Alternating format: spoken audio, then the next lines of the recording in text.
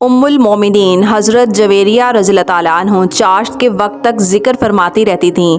نبی پاک صلی اللہ علیہ وسلم نے فرمایا کہ میں تمہیں ایسے 4 کلمے بتا دیتا ہوں جنہیں 3 مرتبہ پڑھا جائے تو ثواب میں اس سے زیادہ ہوں گے جو تم نے اب تک پڑھا ہے۔ اذکار، اللہ کے ذکر کی فضیلت قرآن و حدیث میں بہت زیادہ بیان فرمائی گئی۔ یہ نہ صرف دل کو سکون پہنچاتا ہے بلکہ انسان کو دنیاوی اور آخرت کے نقصان سے بھی بچاتے ہیں۔ جو شخص چاہتا ہو کہ اس کو دل کا سکون نصیب ہو، سکون قلب حاصل ہو، اسے چاہیے کہ قرآن پاک کے ان اذکار کا خاص اہتمام کرے۔ قرآن کریم کے مطابق بے شک اللہ کے ذکر سے ہی دلوں کو سکون اور اطمینان نصیب ہوتا ہے۔ جو شخص اللہ کے ذکر میں مشغول رہتا ہے اللہ تعالیٰ اس کے گناہوں کو معاف فرما دیتا ہے۔ جو شخص صبح و شام کے اذکار پڑھتا ہے، مسنون دعائیں پڑھتا ہے اور اللہ کا ذکر کرتا ہے تو حفاظت اور پناہ میں آ جاتا ہے۔ صبح اور شام کے اذکار پڑھنے والا شخص سارا دن جادو، نظر بد اور شیطان کے شر سے محفوظ رہتا ہے۔ جو شخص اللہ کے ذکر میں مشغول رہتا ہے اللہ تعالیٰ اس کے درجات کی بلندی فرما دیتا ہے۔ ذکر کرنے سے نہ صرف نیکیاں لکھی جاتی ہیں بلکہ جنت میں بھی درجات بلند کر دیے جاتے ہیں۔ اس ویڈیو میں آپ کے ساتھ وہ 4 کلمات کا ذکر کرنے لگی ہوں، ان 4 کلمات کے بارے میں بتانے لگی ہوں جن کو پڑھنے والا بے حد ثواب کا مستحق ہو جاتا ہے۔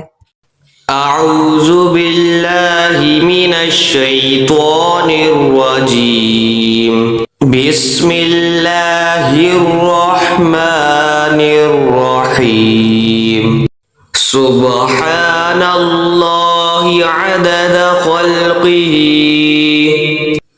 سبحان اللہ ورضاء نفسہ، سبحان اللہ زینت عرشہ، سبحان اللہ مداد کلماتہ۔ ترجمہ: اللہ پاک ہے اور تمام تعریفیں اسی کے لیے ہیں۔ اللہ پاک ہے اپنی مخلوق کی تعداد کے برابر، اللہ پاک ہے اپنی رضا کے برابر، اللہ پاک ہے اپنے عرش کے وزن کے برابر، اور اللہ پاک ہے اپنے کلمات کی سیاہی کے برابر۔ یہ ایک بہت ہی وزنی دعا ہے۔ سیدہ جویریہ رضی اللہ تعالیٰ عنہ سے روایت ہے کہ نبی پاک صلی اللہ علیہ وسلم صبح کے وقت ہی نماز ادا کرنے کے بعد ان کے پاس چلے گئے اور وہ اپنی جائے نماز پر ہی بیٹھی ہوئی تھیں۔ پھر دن چڑھے آپ صلی اللہ علیہ وسلم واپس تشریف لائے تو حضرت جویریہ رضی اللہ تعالیٰ عنہ ابھی تک بھی وہیں بیٹھی ہوئی تھیں۔ آپ صلی اللہ علیہ وسلم نے فرمایا کہ جس وقت میں تمہارے پاس سے گیا ہوں تم اسی طرح بیٹھی ہو؟ انہوں نے عرض کیا جی ہاں۔ نبی صلی اللہ علیہ وسلم نے فرمایا کہ میں نے تیرے بعد ایسے 4 کلمات 3 مرتبہ کہے کہ اگر تیرے آج کے کلمات کو، تیرے آج کے ذکر کو ان وظیفوں کے ساتھ وزن کیا جائے تو ان کلمات کا وزن زیادہ ہوگا، اور جن کلمات کا آپ کے ساتھ ذکر کیا گیا ان کے اہم نکات کے بارے میں بات کریں تو ان کلمات میں اللہ کی تسبیح کو کائنات کی وسعتوں سے یعنی مخلوق کی تعداد اور عرش کے وزن سے جوڑا گیا ہے، کم وقت میں زیادہ ثواب کا موجب ہے۔ یہ ذکر ان لوگوں کے لیے بہترین ہے جو مصروفیت کی وجہ سے زیادہ دیر تسبیحات اور اللہ کا ذکر نہیں کر سکتے۔ اگر وہ چاہتے ہیں کم وقت میں زیادہ ثواب کے حقدار ہوں، ایسے لوگ ان 4 کلمات کا ذکر زیادہ کریں۔ بے شک دین اسلام میں اللہ کے ذکر کی بہت بڑی فضیلت اور اہمیت بتائی گئی ہے۔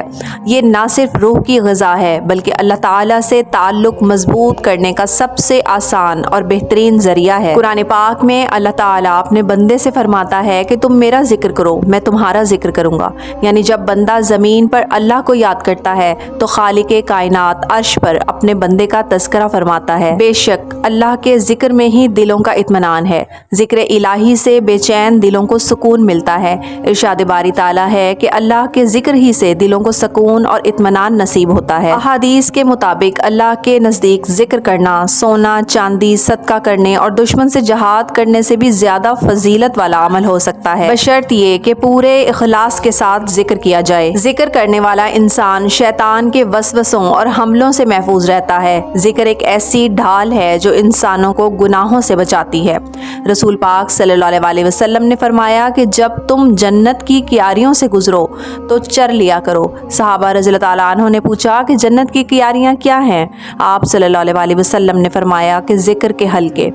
نبی پاک صلی اللہ علیہ وسلم نے فرمایا کہ جو اپنے رب کا ذکر کرتا ہے اور جو نہیں کرتا ان کی مثال زندہ اور مردہ جیسی ہے، یعنی ذکر کرنے والا روحانی طور پر زندہ ہے۔ اگر کوئی شخص یہ چاہتا ہو کہ اس کے گناہوں کی معافی ہو، اللہ تعالیٰ کے قریب ہو، تو اسے چاہیے کہ کثرت سے ذکر کرے۔